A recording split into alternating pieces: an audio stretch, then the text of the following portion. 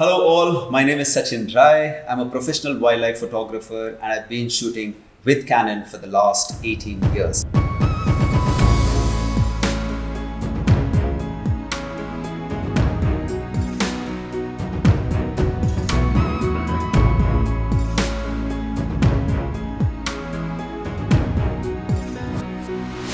I'm a Canon maestro and today I'm going to share with you the features of the new mirrorless camera, the Canon EOS R6. I have been trying this camera for the last 1 week and it is full of features that I as a professional wildlife photographer has thoroughly enjoyed. Since the time I picked up the camera, I have been dying to try it out. So initially I mounted my 50mm 1.8 and tried taking pictures of my 2 cats at home. Then I realized I have to try it out in the field. So I made a quick trip to Ranganathittu Bird Sanctuary, which is very close to Mysore, and then proceeded to Bandipur Tiger Reserve and made some images there.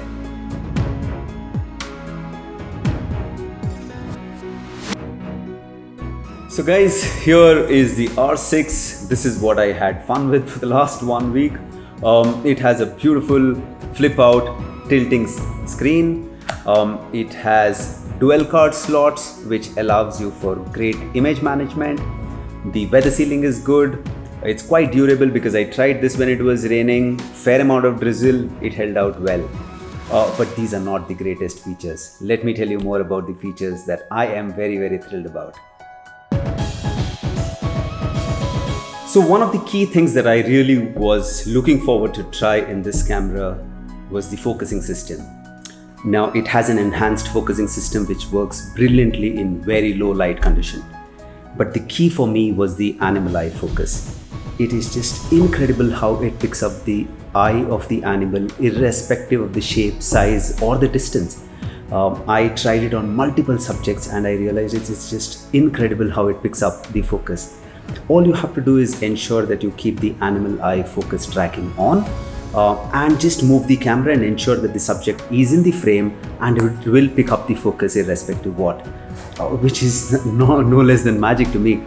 I tried it on multiple subjects. I tried it on a crocodile in Ranganathittu Bird Sanctuary where if it couldn't see the eye, it would take the larger area and pick the face of the animal and track the animal face. But because I was in a boat and we were moving, I just ensured that the face was in the frame throughout, and the moment the crocodile opened its eye, it just ensured that the focus went to the eye. And I tried it with a striped-necked mongoose which was trotting around in the grass, and in spite of the grass blades coming in front of the eye or tiny grass blades or twigs coming in front of the eye, it always ensured that the focus was still on the eye, which is incredible.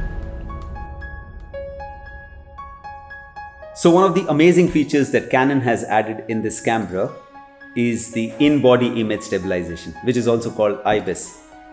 It's an incredible technology where it gives you up to 8 stops of stabilization when using handheld, which is the best in the industry today. And I tried this out in the field when I was shooting images late evening. I could produce pictures, or the hit rate was far better when I shot at even 1/20th of a second, at times going down to 1/15th of a second. And that to me, friends, it has been an incredible experience with this camera. So the other cool thing about this camera is that it gives you 12 frames per second, which is on a mechanical shutter. The moment you switch to an electronic shutter, it can give you as much as 20 frames per second. Imagine guys, you're taking 20 pictures every second.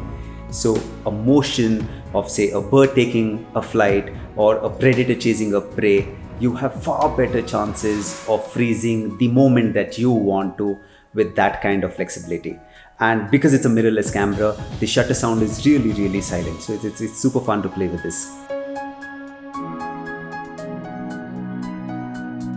So as a wildlife photographer, one of the things that people often ask is what should be the threshold of the ISO. And here we are talking about this brilliant mirrorless camera which gives you as much as 1 lakh ISO. I personally had not gone beyond 8000 before with my DSLR, but I wanted to push the boundary with this and see what can I produce with this. Considering it's a brand new sensor, it has got brilliant dynamic range, the color rendition is brilliant. I really wanted to push the threshold of the ISO and take pictures. We found this herd of cheetah late evening when we were coming back to the property in Bandipur, and I said, let me try what it can produce. So I took a picture at 10,000 ISO, and in that screen of mine I couldn't see any grains at all. So I said, let me try to push it to 20,000 ISO. I pushed it to 20,000, took a picture. I pushed it to 25,600 and took a picture.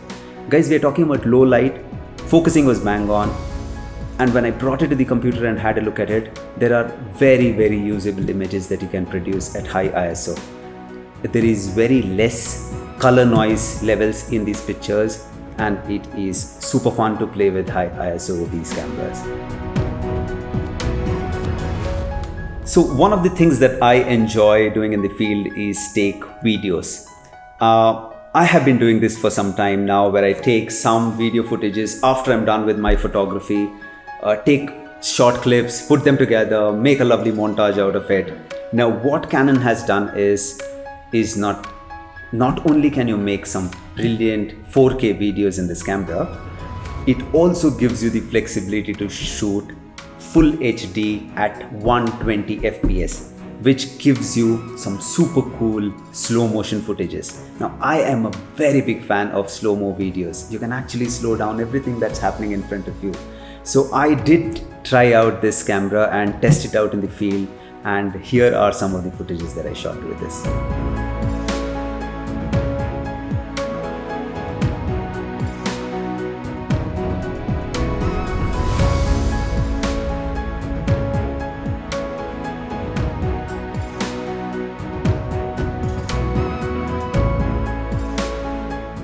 If you are a wildlife photographer and you're considering picking up the R6, I would very highly recommend it.